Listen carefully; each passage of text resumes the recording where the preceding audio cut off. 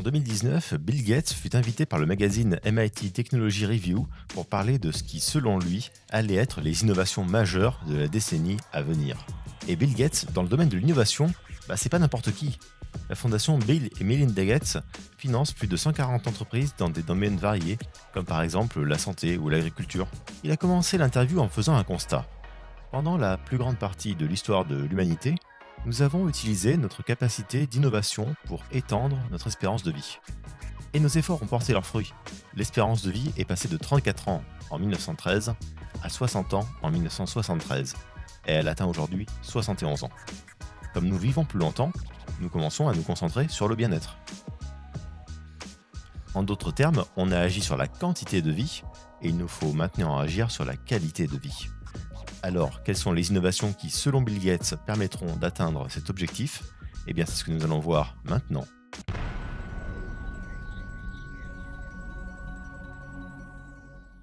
La dextérité des robots.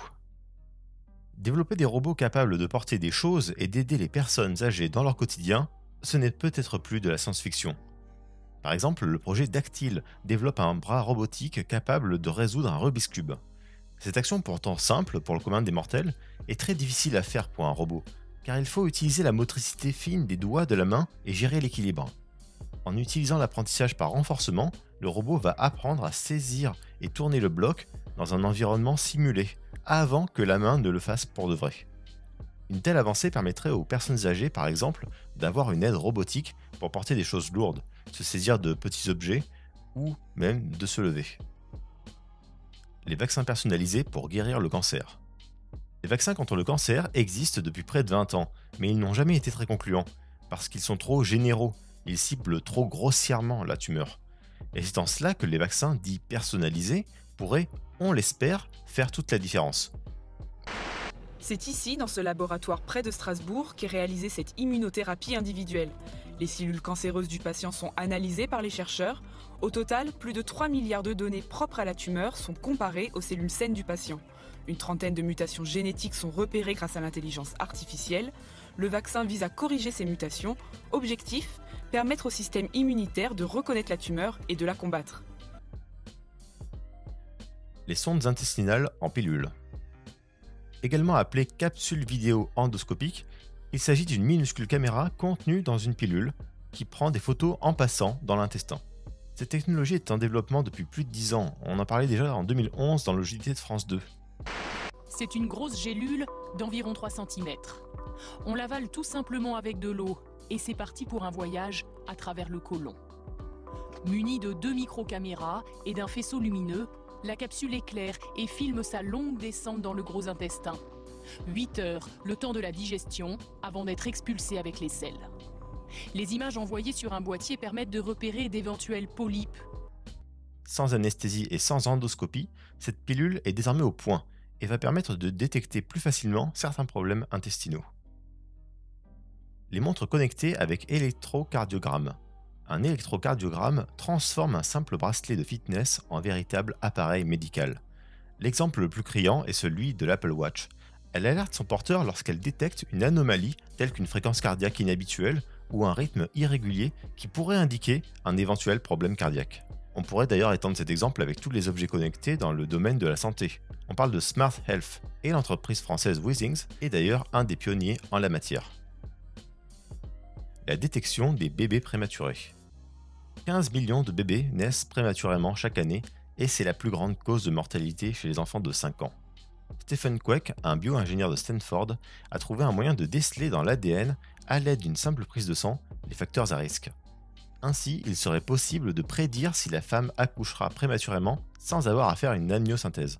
Ce test sera facile et accessible à tous pour seulement $10. Les mères à risque pourraient être ainsi identifiées et prises en charge. La viande de synthèse. D'ici à 2050, la Terre va être peuplée par 10 milliards d'êtres humains. Autant de bouches qu'il faudra nourrir tout en essayant de préserver l'environnement.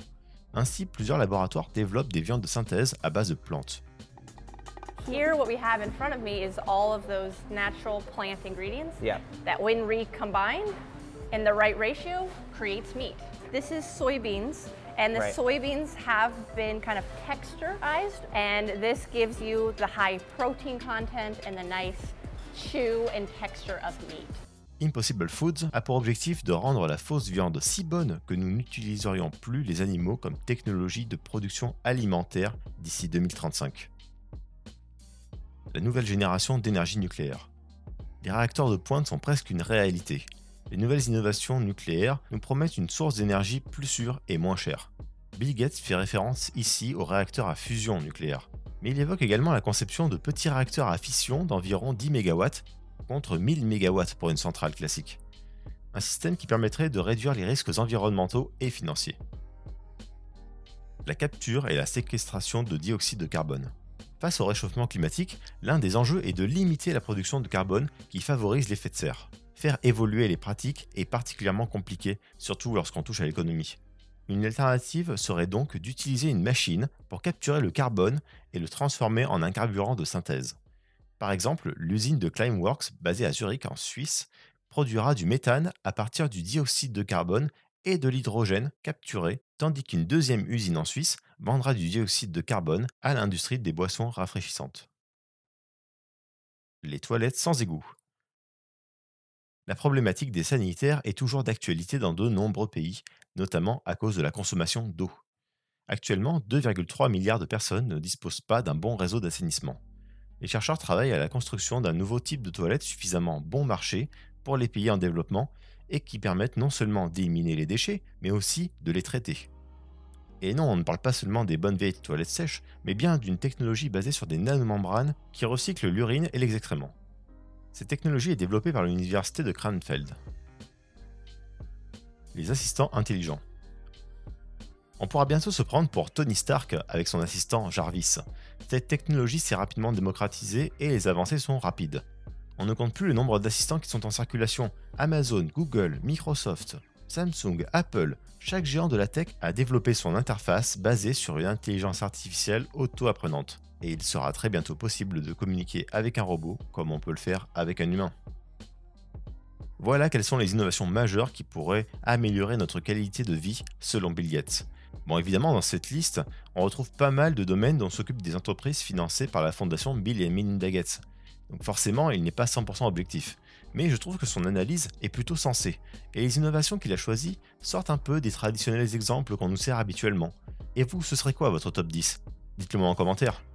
Cette chaîne prospective vient d'être créée cette année, et elle a besoin de vous pour continuer à se développer. Si vous avez aimé cette vidéo, mettez un pouce bleu et abonnez-vous.